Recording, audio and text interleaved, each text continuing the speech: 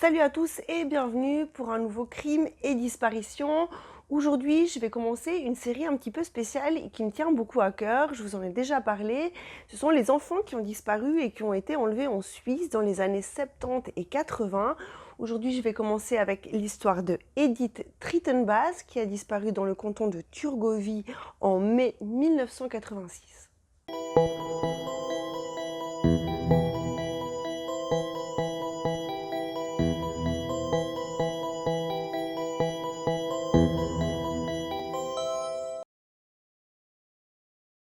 Cette histoire commence le 3 mai 1986 lorsque la maman d'Edith ne la voit pas rentrer pour le dîner. Elle se fait beaucoup de soucis, elle va donc appeler l'école et à l'école on lui dira qu'Edith n'est pas venue ce matin-là en cours. Elle va donc immédiatement appeler la police, elle est folle d'inquiétude, elle va donc signaler la disparition de son enfant. Très vite, ce samedi après-midi, 25 policiers épaulés de 4 chiens de recherche vont être mobilisés. Ils vont être bientôt rejoints par des bénévoles, des amis de la famille, des habitants du village, ainsi que par un hélicoptère qui va survoler la région. L'idée, c'est de retrouver Edith. Elle pourrait être blessée quelque part. Edith, elle porte un cartable rouge qu'on peut reconnaître assez facilement. C'est donc ce que recherche l'hélicoptère. Malheureusement, ces recherches qui ont lieu tout le samedi après-midi ne vont rien donner et à la tombée de la nuit, ces recherches vont se terminer. Le relais va être pris par des policiers en voiture munis de haut-parleurs qui vont avertir la population et tenter de retrouver la jeune fille en parcourant les routes de la région.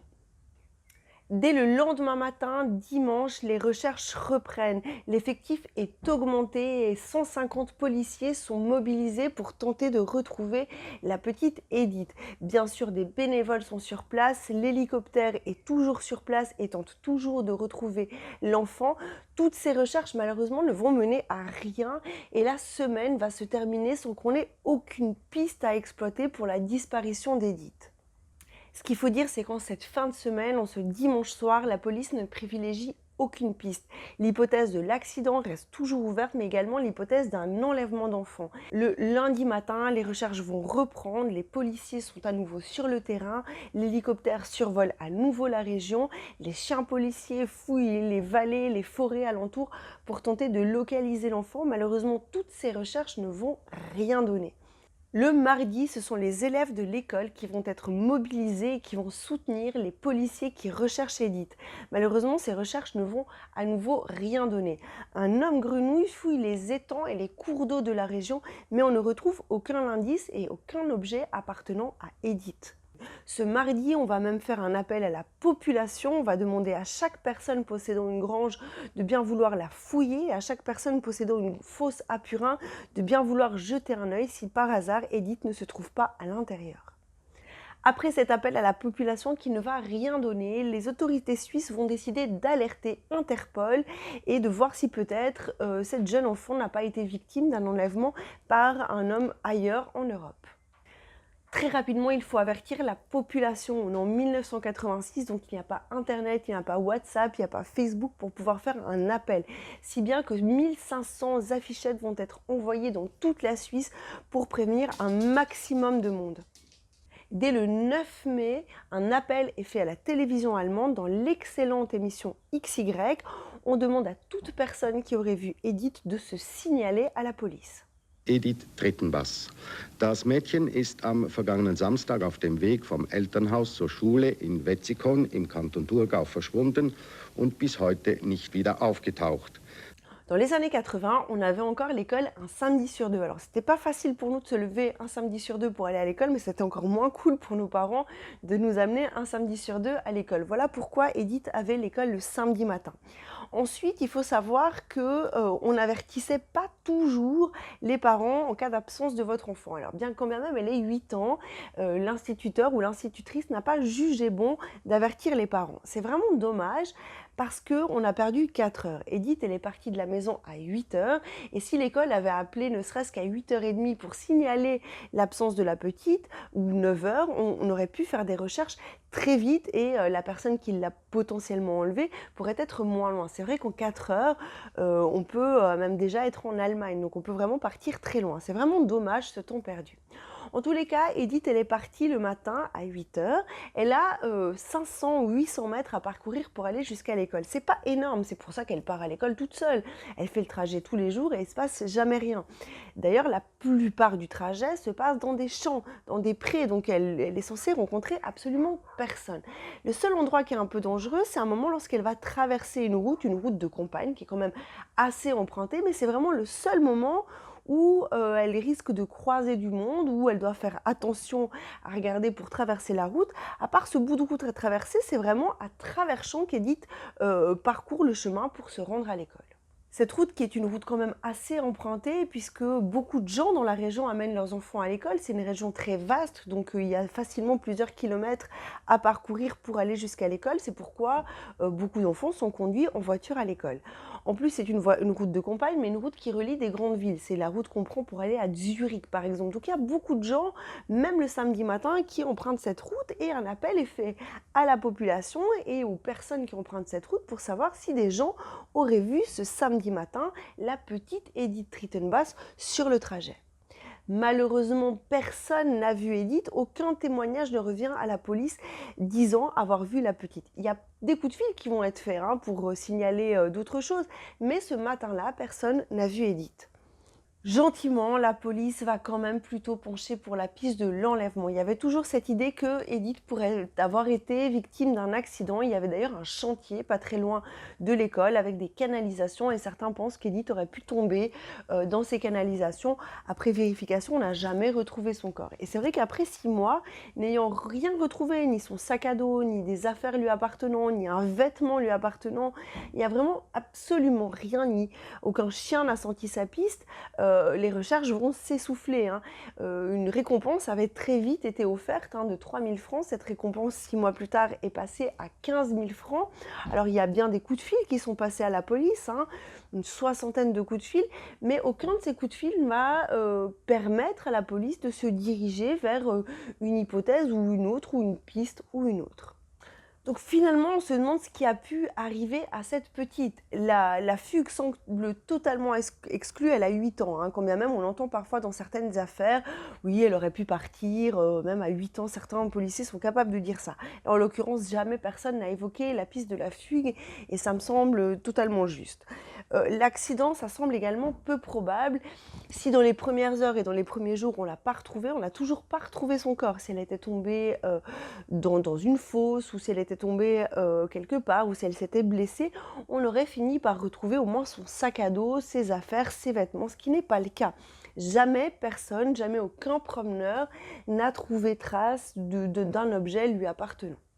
Alors, il semble assez certain qu'Edith ait été victime d'un enlèvement. Elle a probablement été victime d'un tueur en série d'enfants. À cette époque-là, en Suisse, il y en avait plusieurs qui sévissaient. On sait que Michel Péry et Werner Ferrari sévissaient dans les années 80 en Suisse. Tous les deux sont maintenant en prison, mais il semble presque certain qu'il y ait eu un, voire plusieurs tueurs en série d'enfants et pédophiles qui agissaient à cette époque en Suisse. On est en 1986 et une année avant disparaissait Sarah Auberson de Saxon à quelques kilomètres de chez moi. C'est un cas qui a profondément marqué la région où j'habite et au moment où Edith Trittenbass disparaissait, quelques jours plus tard, Edith elle disparaît le 3 mai et le 7 mai, c'est la famille de Cédric Anti qui se fait du souci parce que son fils n'est pas rentré. On le saura ensuite, il a été enlevé et assassiné par le sadique de Romont qui est toujours en prison.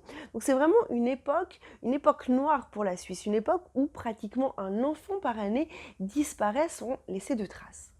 Werner Ferrari pourrait être l'auteur de l'enlèvement de Edith Trittenbass. En effet, cet homme a été arrêté le 30 août 1989 à Olten et reconnu coupable de 5 meurtres d'enfants. C'est à peu près son profil de fille Edith Trittenbass. Cela dit, Werner Ferrari ne cachait pas ses victimes, il n'enterrait pas ses victimes. Une fois qu'il avait terminé ses méfaits, il se débarrassait des corps, juste tout simplement. Il a d'ailleurs été arrêté quelques jours après sa dernière victime, Fabian Imhoff. Son corps a été retrouvé quelques heures après sa mort. Donc, ça semble un petit peu étonnant parce qu'on n'a jamais retrouvé le corps d'Edith Trittenbass. Ça semble étonnant que tout à coup, la Werner Ferrari ait mis beaucoup de cœur à cacher son corps. Donc, cette piste ne me semble pas être la bonne. On sait qu'il est probable que Werner Ferrari a fait plus que ces 5 victimes, les 5 victimes pour lesquelles il a avoué. Certains imaginent que René Osterwalder, le millionnaire tortionnaire de bébés, pourrait être à l'origine de cet enlèvement. Cela dit, il a commencé ses crimes un petit peu plus tard, au début des années 90. Alors, il habitait en Suisse au moment de l'enlèvement de Edith Tritenbass. Lui, il a été arrêté aux Pays-Bas dans les années 90 avec sa compagne pour des tortures et des sévices, mais vraiment d'une rare violence qu'il a fait subir sur des bébés. Ce type est un monstre. Ouais, ce type est vraiment ignoble et les tortures qu'il a fait subir à ces bébés sont totalement inaudibles. Ce sont des choses qui vous retournent l'estomac. Cela dit, effectivement, il avait l'air d'avoir des victimes plus jeunes. Il s'attaquait plutôt à des bébés. Il avait vraiment une haine pour les bébés. Et Edith me semble être un petit peu trop âgée. La piste Urs Hans von Arx est également souvent évoquée dans la disparition d'Edith Tritenbass.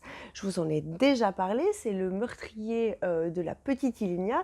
Cet homme s'est donné la mort avant que la police ne puisse l'appréhender. On s'est toujours posé la question en Suisse si cet homme n'avait pas commis d'autres crimes et d'autres enlèvements d'enfants, particulièrement dans les années 80. Et en plus, il faut dire qu'il habitait pas très loin, hein, il habitait la région. Donc c'est vrai que ça peut être une piste intéressante. Malheureusement, cet homme, il s'est suicidé, donc on connaît assez peu de choses sur sa vie dans les années 80 et sur ses fréquentations.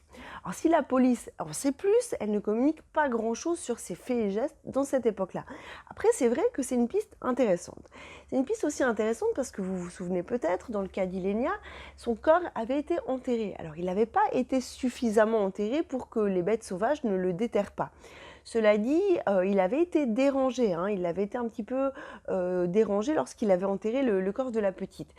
C'est pourquoi peut-être il n'a pas pu l'enterrer correctement. Et peut-être que s'il est l'auteur de l'enlèvement d'Edith, il a pu prendre plus de temps et correctement enterrer le corps. Et dans ce cas, peut-être qu'on n'a jamais retrouvé les ossements d'Edith. Cela dit, parmi ces monstres, il est peu probable que l'un d'eux avoue. Werner Ferrari, je ne suis pas certaine qu'il est toujours interrogé en prison pour d'autres méfaits qu'il pourrait avoir commis. Von Arx, il est de toute façon décédé, donc voilà, on ne pourra pas avoir plus de pistes. Et je ne sais pas du tout à quel point la police enquête toujours sur ses agissements dans les années 80. Et eh bien, René Osterwalder ne semble pas être privilégié dans ce crime. La petite Edith pourrait également avoir succombé à un tueur en série étranger, un tueur en série européen. Par exemple, Fourniret avait agi en France et en Belgique. C'est pas du tout impossible qu'un tueur en série allemand, autrichien ou je sais pas, de n'importe où ait agi dans cette région de Suisse à cette époque. Ça semble même peut-être tout à fait probable. La petite Edith pourrait également avoir succombé à un prédateur isolé, un homme de la région peut-être, ou quelqu'un qui l'aurait enlevé et l'aurait assassiné, ou peut-être qui l'aurait shooté et ensuite aurait caché le corps. C'est vrai que c'est pas une hypothèse qu'on peut laisser tomber. J'ai déjà vu ça dans certaines affaires où très longtemps on a pensé à un enlèvement et on s'est rendu compte bien des années plus tard que quelqu'un l'avait shooté sur la route et avait ensuite caché le corps. Donc c'est vrai que c'est possible également qu'elle ait été victime d'un accident ou victime d'un tueur isolé. Cela dit, bien des années plus tard, plus de 30 ans après la disparition d'Edith, on n'a aucune piste. Cette affaire qui n'a quasiment jamais rebondi, si ce n'est lorsqu'on a arrêté Werner Ferrari, puisque certains ont pensé qu'il pouvait être mêlé à cette affaire. On a essayé de relier à peu près toutes les disparitions d'enfants à Werner Ferrari, mais il semble pratiquement certain que d'autres bonhommes de ce style agissaient à cette époque en Suisse. Cette affaire rebondit une dernière fois en 2018. Certains journaux réévoquent le cas parce qu'on va clôturer l'affaire. Cet enfant est déclaré maintenant décédé. Après 32 ans, la police estime que l'on ne retrouvera pas cet enfant. Si l'affaire n'est pas complètement close, plus personne n'enquête activement sur la disparition d'Edith.